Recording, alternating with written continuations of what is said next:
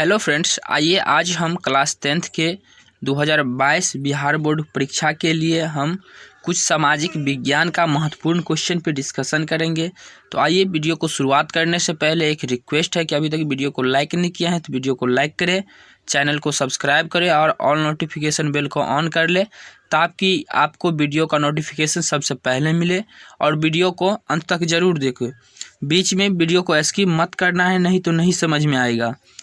तो आइए, पहला क्वेश्चन इसमें है कि रूसी क्रांति के किसी दो कारणों का वर्णन करें। कि रूस में जो क्रांति हुआ था उसका कम से कम दो कारणों का वर्णन करना है। तो इसमें हम लिखे हैं कि रूसी क्रांति आम जनता का आक्रोश का फल था। रूसी क्रांति क्या था? तो आम जनता का आक्रोश का फल था। इसके दो प्रमुख कारण थे। कौन कौन कारण है? तो पहला कारण था कि जार की निरंकुशता।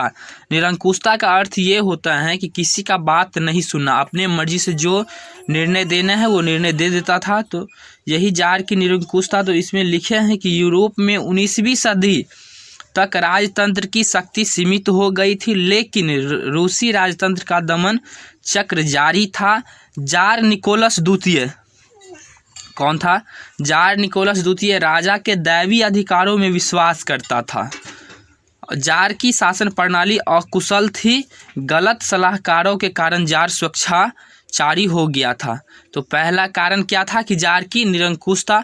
दूसरा कारण है कि कृषक एवं मजदूरों की दयनीय स्थिति। कृषक जो खेती करने वाले लोग थे और उसका जो मजदूर उसमें काम करने वाले थे उसका दयनीय स्थिति। तो बोलता है कि रूस की बहुसंख्यक जनता की शक्ति जो अपने ऊपर अधिक कर का मतलब यहाँ पे होता है टैक्स, अधिक कर से त्रस्त थी।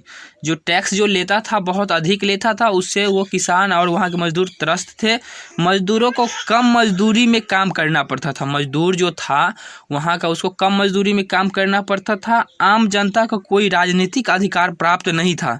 आम जनता जो था उसका कोई भी राजनीतिक अधिकार प्राप्त नहीं था। इसी कारण रूस की क्रांति हुई। तो पहला क्वेश्चन सॉल्व हो गया। दो कारण बताना था तो हम दो कारण बता दिए, जार की निरंकुशता और एक है कृषक एवं मजदूरों की दयनीय स्थिति। तो पहला क्वेश्चन हो गया। अब दूसरा क्वेश्चन दिया है इसमें कि निजीकरण से आप क्या समझते हैं? निजीकरण से आप क्या समझते हैं? ये इकोनॉमिक्स का क्वेश्चन है। तो आइए इसको हम लिखे हैं कि निजीकरण का मतलब है निजी क्षेत्र द्वारा सार्वजनिक क्षेत्र में उद्यमों पर पूर्ण रूप से या आंशिक रूप से, पूर्ण रूप का मतलब पूरा रूप से या आंशिक का मतलब आधा थोड़ा बहुत रूप से स्वामित्व मतलब मालिक हासिल करना, स्वामित्व मतलब अपना अधिकार हासिल करना, उनका प्रबंधन करना, निजी क्षेत्र के विकास पर जो प्रतिबंध रहता है, निजी क्षेत्र जो के विकास पर जो प्रतिबंध रोक रहता है उसे हटाना। भारत की वर्तमान आर्थिक नीति निजीकरण की है। भारत में जो वर्तमान आर्थिक नीति है वो निजीकरण की है, क्योंकि बहुत सारे उद्यम जो सार्वजनिक क्षेत्र में है वे उद्यम हमेशा घाटे में चलते हैं। जो सार्वजनिक क्षेत्र में है वे हमेशा घाटे में चलता है। तो दूसरा क्वेश्चन भी हम देख लिए कि निजीकरण से आप क्या समझते थे। ये अर्थशास्त्र से क्वेश्चन था। और एक है ज्योग्राफी से लिए हैं, डिजास्टर मैनेजमेंट से, आपदा प्रबंधन से, कि प्राकृतिक आपदा एवं मानव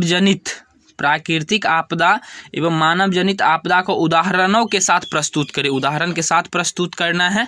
यहाँ पे हम लिखे हैं प्राकृतिक आपदा का कि ऐसी आपदाएं जो प्राकृतिक कारण से घटती है प्राकृतिक आपदा कहलाती है। बहुत सिंपल लैंग्वेज में लिखे हैं, जैसे सुखाड़, भूकंप, बाढ़, चक्रवात इत्यादि। उसके बाद है मानव जनित आपदा, जो मानव के द्वारा उत्पन्न होता है। जो आपदाएं मानव के विभिन्न क्रियाकलापों तथा मानव निर्मित संसाधनों के कारण घटती हैं, मानव निर्मित आपदाएं कहलाती हैं। बहुत छोटा सा एग्जाम्पल दिए, जैसे नाभिकीय, उसके बाद रासायनिक जो भी घटना होती है उसके लिए सिर्फ मानव ही जिम्मेदार हैं। ये मानव निर्मित आपदाएं हो गए। उसके बाद लास्ट क्वेश्चन देखते हैं कि ये हिस्ट्री का है। इसमें लिखे हैं कि असलम पद्धति की शुरुआत कैसे हुई। असलम पद्धति जो हुआ था उसकी शुरुआत कैसे हुई थी। तो यहाँ पे हम लिखे हैं कि औद्योगिकीकरण के विकास से शहरों में श्रम पद्धति मतलब मजदूर की पद्धति की शुरुआत हुई। बड़े उद्यमों में काम करने के लिए गाँवों में मजदूर आते थे।